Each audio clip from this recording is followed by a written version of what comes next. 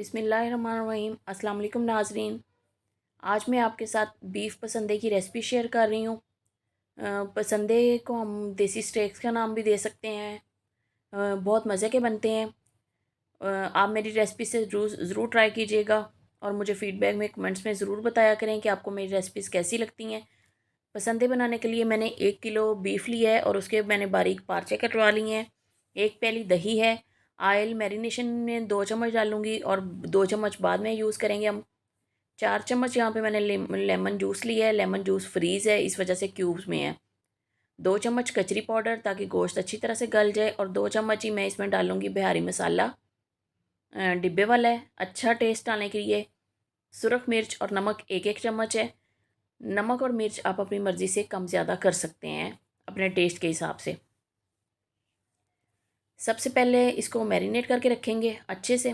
ये देखें, इतने पतले मैंने इसके पार्चे कटवाए हैं।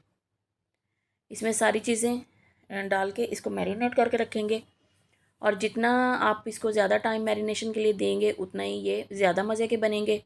लेकिन कम से कम भी 7 से 8 घंटे आप इसको रखें।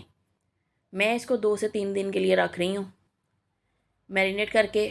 तो अच्छे से इसका मिक्स, ये सारा मसाला इसको लग जाए। हाथ से या स्पैचुला से जैसे भी आप इसको लगाना चाहें आप लगा सकते हैं। और उसके बाद आप इसको एयर टाइट बॉक्स में रख लें।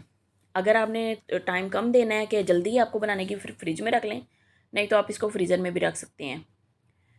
अब जब फ्रीज़र में अगर रखें तो बनाने से थोड़ी देर पहले आप इसको निकाल के रख लें ताकि ये थोड़ा सा डिफ्रॉस्ट हो जाए। ये देखें, मैंने अब पैन में 2 चम्मच ऑयल ले लिया है, और इसको सिंगल लेयर इसकी मैं लगाऊंगी। और जो मैरिनेशन का बाकी बैटर होगा, वो दही मसाला वगैरह, वो मैं इसी के ऊपर डाल दूँगी। ये उसी में बिल्कुल सही गोश्त गल जाएगा। और ढक के रख दें इसको दरमियानी आग पे।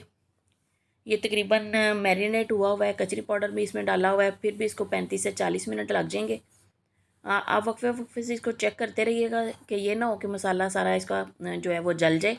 एक ही दफ़ा आप जो है ना वो इसको रख के भूल जाएँ। तो वक्फे वक्फे से चेक करते रहें, साइड चेंज करते रहें।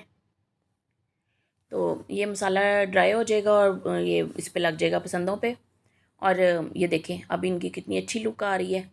आयल वो लैदा हो गया है, ये गल चुका है गोश्त, और इसका मसाला भी ड्राई हो गया है। इसको डिश आउट करें। प्याज के लच्छों वगैरह से इसकी गार्निशिंग करें, रोटी नान के साथ सर्व करें तो बहुत मज़ा देगा। मेरे चैनल को सब्सक्राइब लाइक ज़रूर करें और मुझे कमेंट्स में बताइएगा आपको मेरी रेसिपी कैसी लगी। इसके साथ ही मुझे इजाज़त दें। अल्लाह हाफ़िज़।